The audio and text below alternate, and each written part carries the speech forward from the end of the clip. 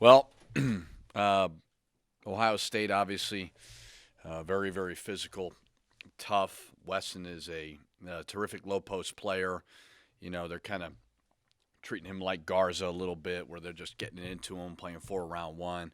They've got terrific talent. Obviously they've had some losses lately, but a lot of that has to do with the schedule, life on the road in the Big Ten. But they're certainly a terrific team, well-coached team, talented team, deep team. So quite a challenge for our guys, and look forward to it.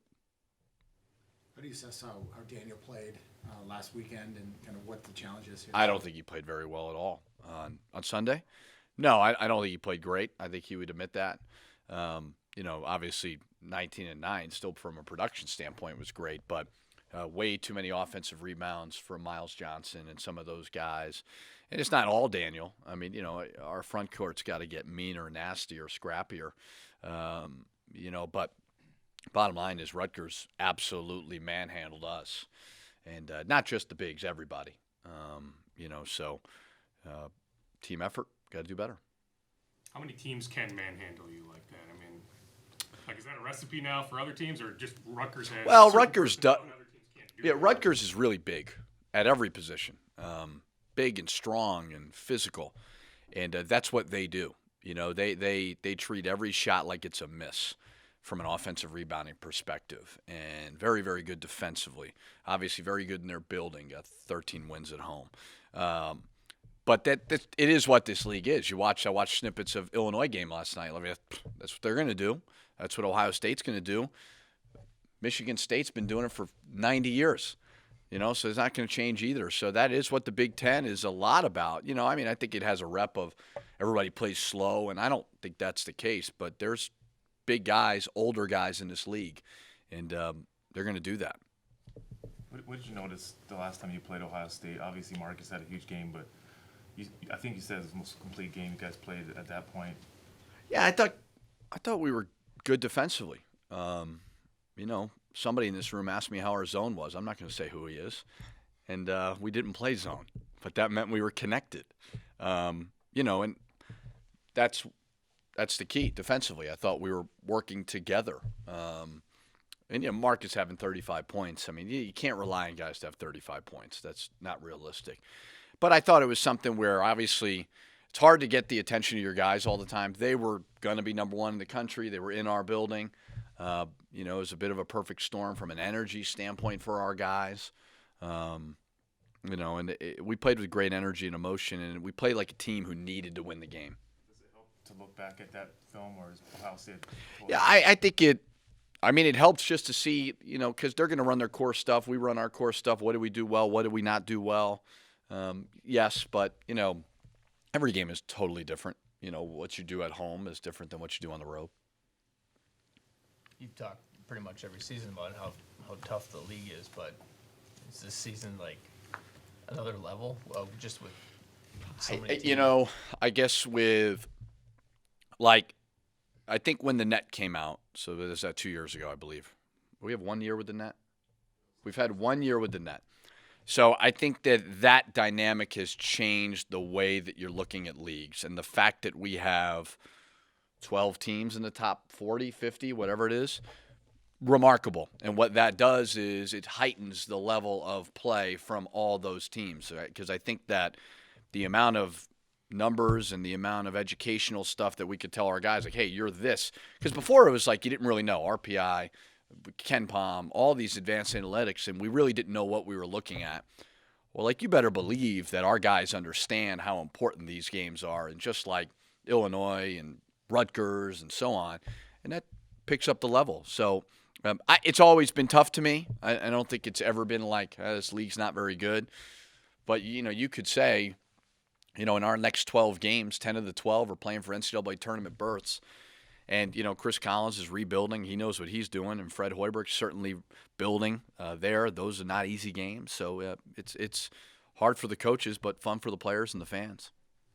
You talked about the way Daniel and some other guys have to handle their emotions when people are trash talking or playing physical with them. How does he's going to get that from almost every team that he plays. They're obviously, trying to get into his head a little bit. I think you had a quote that you used from Doc Rivers about, Yeah, he who angers you owns you. And I don't think every team is trying to bait Daniel. I mean, I think that we have a league where teams are going to go inside and, they know how important Daniel is to us, so they want to get him on the bench. This league is so much about embracing the physicality and playing hard without fouling. Whether it's blocking out, whether it's offensive rebounding, whether it's, guarding the ball, so much of it is doing that.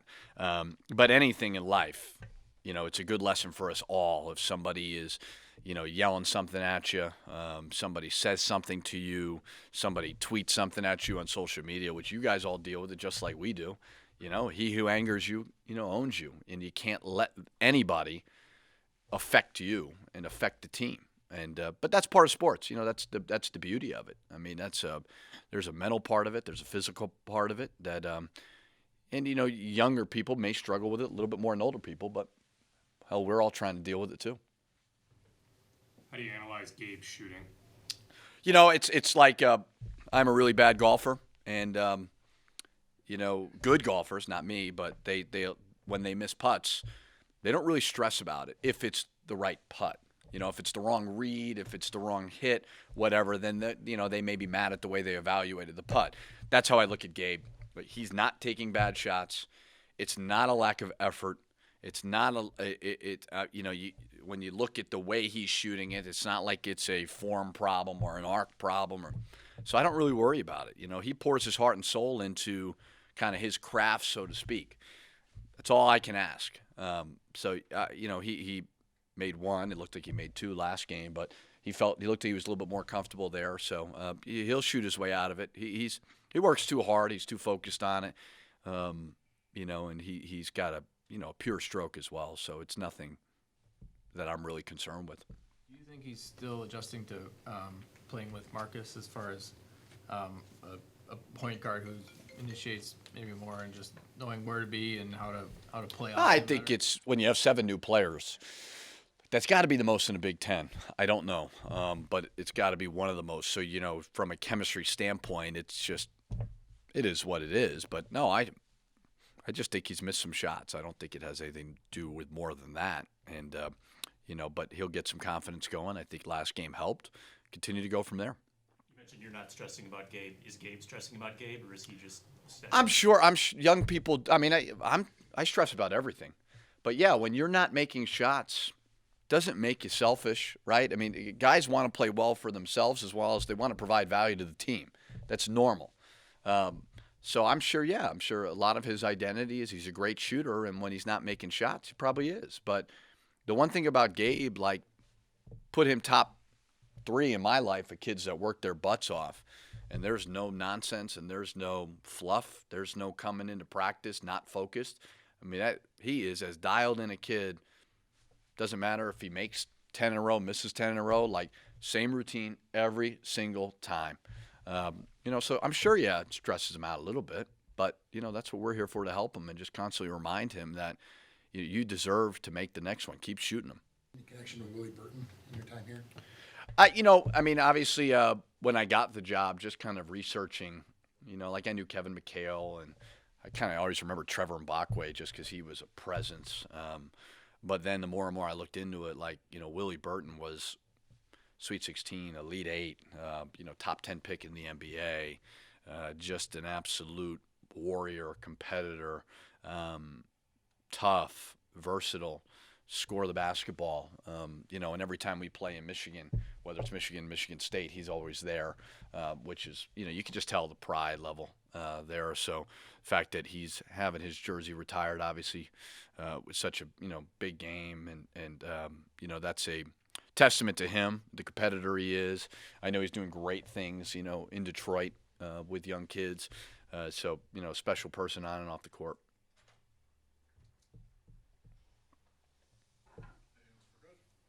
All right, thanks.